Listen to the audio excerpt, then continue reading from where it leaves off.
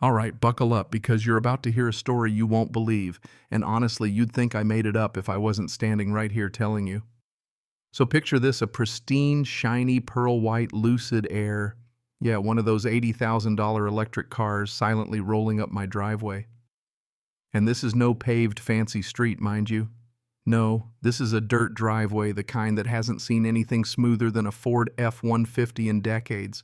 You can almost hear the crunch of those tires against the gravel my great-grandfather put down back in 1895. Now get this, out of this luxury car steps a woman who looks like she was 3D printed in a boardroom somewhere, dressed in heels that probably cost more than my tractor. And she steps right into 6 inches of Montana mud, the kind of sludge you wouldn't wish on your worst enemy. You know that look, that face of utter disgust. That was the face of Victoria Sterling. And I'm Elias Thorne, standing on the porch of my family's homestead, the land we've defended for 4 generations, just watching her try to avoid sinking into the muck while clutching a clipboard like it's a shield. Oh, and trust me, she was about to bring war.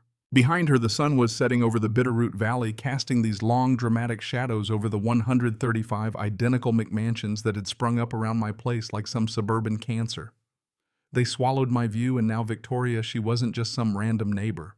No, she was the president of the Sterling Heights Homeowners Association, and her neighborhood had grown on the land surrounding my ranch like a fungus after a heavy rain. And guess what?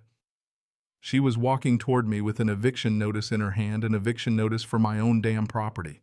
"Mr. Thorne," she says, all smug and polished like she'd never been told no in her life, "we need to talk about your compliance issues." Right at that moment, thunder rumbles across the valley, almost like God himself was setting the stage for the battle that was about to begin. And trust me, what followed was no ordinary battle. But before I tell you how I dismantled her whole empire with nothing but a rusty valve and a stack of old papers, you gotta understand what was at stake. You see, the Thorne Legacy Ranch isn't just a patch of land, it's a living, breathing testament to survival. It's anchored by a massive earthen dam built by my grandfather Silas back in the 60s, meant to catch the spring runoff from the Sapphire Mountains and create a reservoir. A reservoir that kept this valley alive during droughts and kept us safe during floods. My late wife Eleanor, she used to sit by the water's edge and say it was the heartbeat of this land. Now, losing Eleanor to ovarian cancer 18 months ago didn't just break my heart. It shattered my whole damn world. It left me with a silent house, a mountain of medical debt that I couldn't sleep with, and a piece of land that felt emptier by the day. My daughter Lily would call every Sunday, practically begging me to sell, telling me, "Dad, it's just land, come live by the coast." But she didn't get it. She didn't understand that selling this ranch would be like selling the last piece of Eleanor I had left. The trouble started when my neighbor, Old Man Jenkins, passed away. His kids, who couldn't care less about waking up at 4 a.m. to feed cattle, sold their 640 acres to a big corporation, Apex Horizon Group, for $3.2 million. And let me tell you, that unleashed a beast. They saw my family's legacy as nothing more than an undeveloped asset that was blocking their view. They offered me $2.1 million for my land, figuring that the grieving widower would just take the cash and run. Well, they didn't know me very well.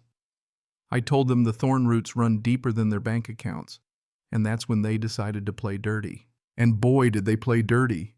Almost overnight, bulldozers tore through the land, reshaping the hills, burying the creeks.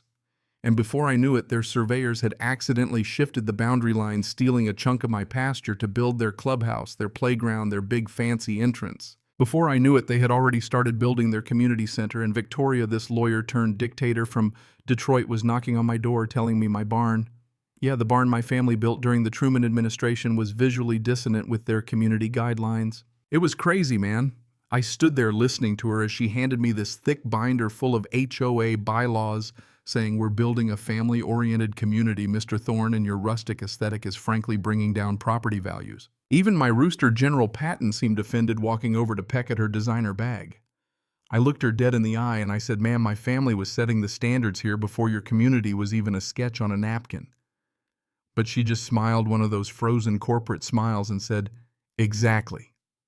That's the problem. We're here to fix it." The next morning, my mailbox was so stuffed full it wouldn't even close. It was stuffed with 47 violation notices accusing me of things like livestock, odor, unsightly agricultural structures, and my personal favorite, grass height exceeding community standards. They hit me with $23,500 in fines per day. It was a calculated move trying to bankrupt me before I could even hire a lawyer. But here's the thing, when you've survived 4 generations of Montana winters, you don't go down easy. So I called in the big guns, my old buddy Harrison Cole, a former Marine turned property attorney who looked like he ate bricks for breakfast. He spread out the maps on my kitchen table and his eyes lit up when he saw what Apex Horizon had done. They'd not only built their community center on my land, but they'd also buried my grandfather's original concrete survey markers under their foundation. Yep, a felony in Montana. And on top of that, they were siphoning water from my spring to water their golf course lawns.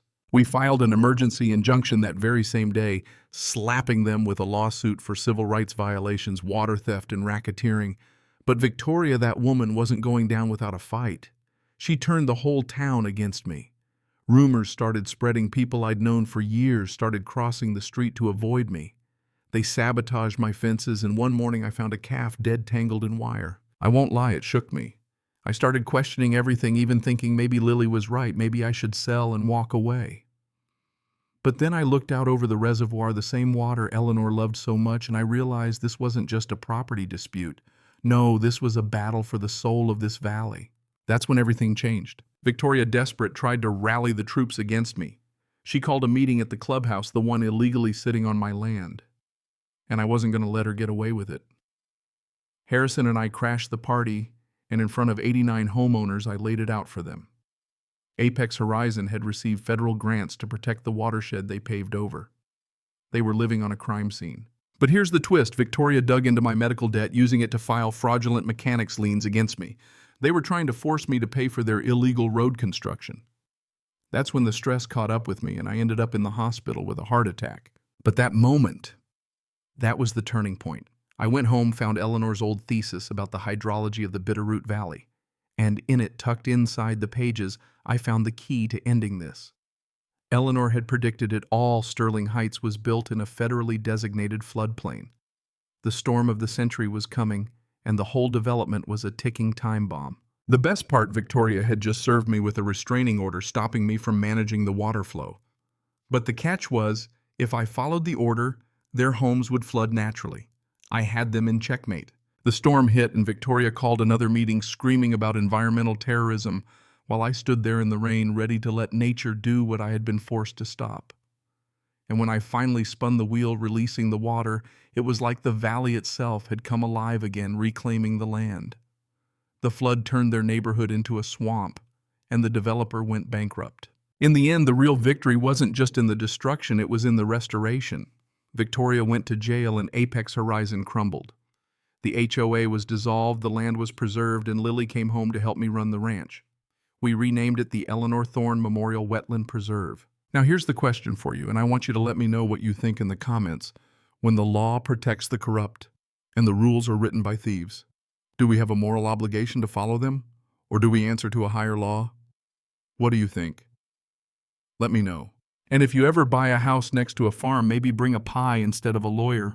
Cảm ơn các bạn đã xem video.